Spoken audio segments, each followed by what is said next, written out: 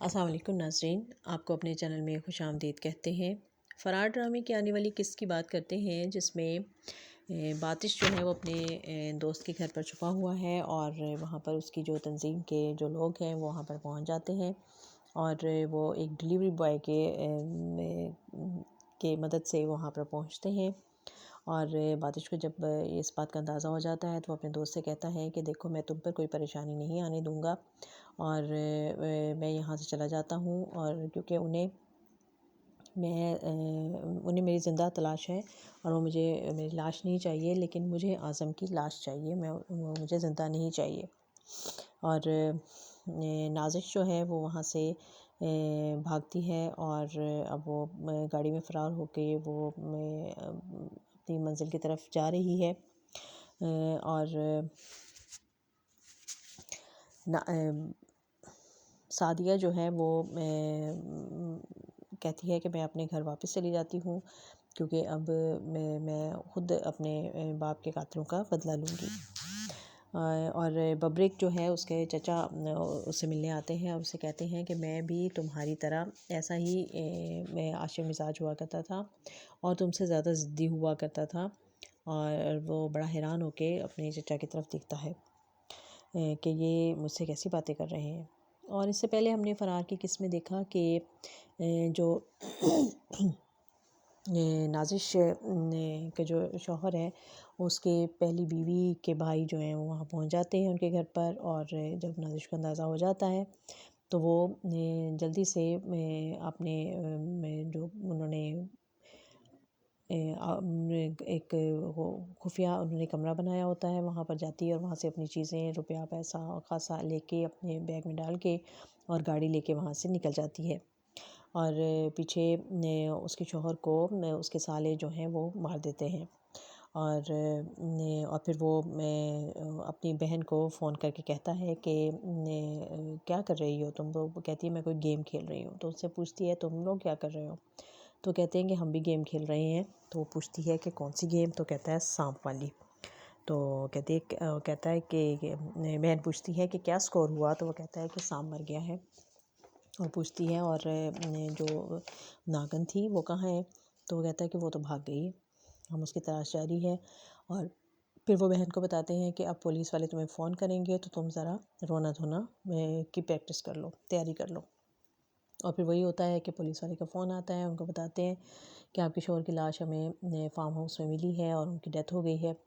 तो वो पूछती है उनसे, बड़ी एक्टिंग करती है रोने की, परेशान होने की कि कहाँ, कैसे, कब, क्या हुआ, रोती है। और फिर साथ ही अपनी मुलाज़िमा को इशारा करती है और फ़ोन बंद कर देती है और फिर मुलाज़िमा के साथ मिलके खुशी का रक़्स करती है।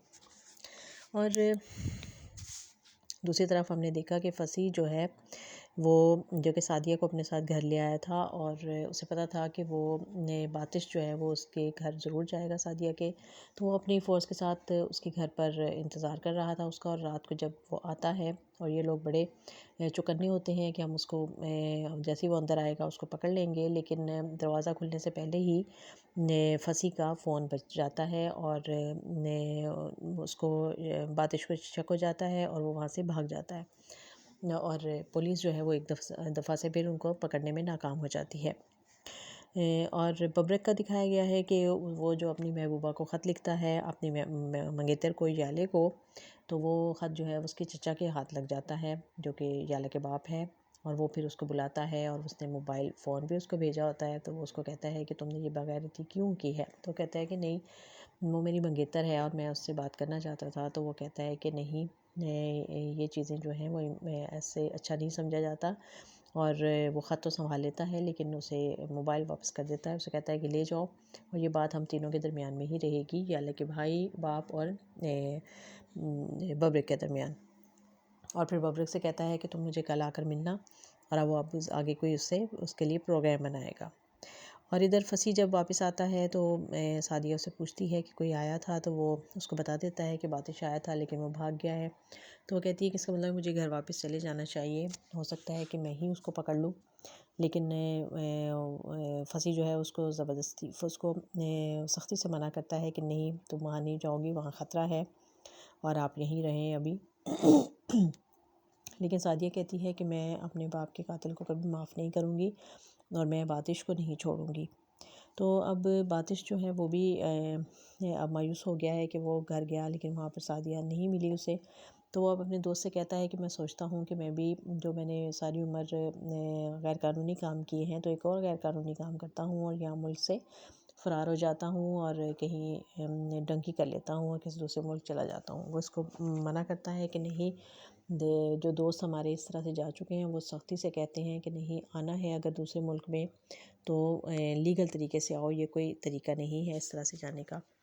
तो अब देखते हैं कि वो से बचने के लिए अब बातिश क्या करता है, क्योंकि उसको पता है कि हर तरफ पुलिस भी उसके ख़िलाफ़ है, उसे ढूंढ रही है और उसके जो तंजीम के लोग हैं वो भी उसको नहीं छोड़ेंगे और आहिस्ता आहिस्ता वो यहाँ तक भी पहुँच जाएंगे। तो अब वो क्या फ़ैसला करता है और कैसे वहाँ से फ़रार होने का रास्ता तलाश करता है। देखते रहिए ये ड्रामा फ़रार।